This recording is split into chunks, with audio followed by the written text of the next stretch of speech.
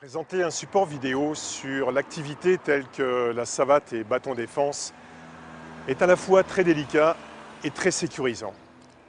En effet, aujourd'hui nous vivons de plus en plus dans un climat d'insécurité.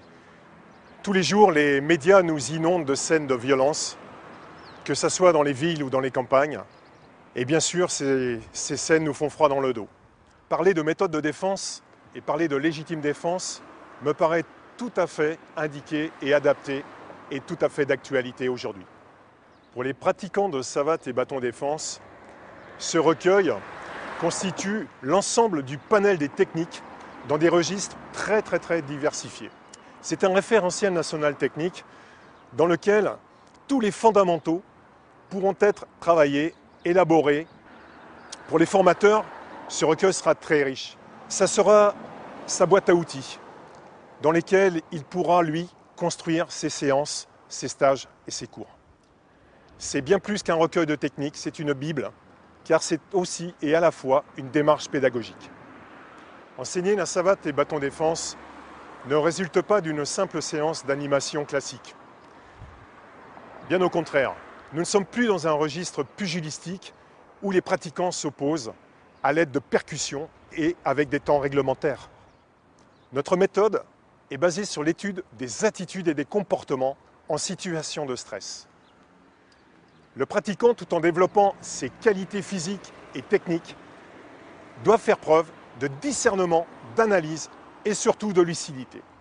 Autant de critères qui, évalués par l'enseignant, le formateur, permettront d'optimiser l'efficacité du savateur. Un travail avec plastron et un travail avec des partenaires d'entraînement permettront d'ajuster l'engagement physique par rapport à l'événement et l'environnement. Le retour d'expérience technique permet alors d'analyser et d'améliorer les réactions de chacun. Donc, tous les entraînements sont purement individualisés, en fonction de la réponse que chacun va trouver à un événement. L'originalité de cette méthode de savate et bâton défense est à mon sens dans l'accessibilité à tous. Chaque individu peut pratiquer cette méthode de défense à sa mesure. L'efficacité du pratiquant n'est pas proportionnelle avec son niveau de pratique et son niveau technique. En effet, le savateur s'auto-évalue à chaque séance, à chaque cours. L'animateur utilise les réponses de chacun pour élaborer des scénarios qui constituent la base même du décor d'un cours de savate et bâton défense.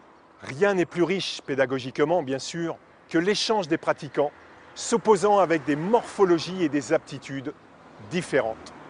Avant de vous souhaiter un long et bon voyage à travers la lecture de ce support vidéo, permettez-moi de vous citer un texte de Wang Yuanming.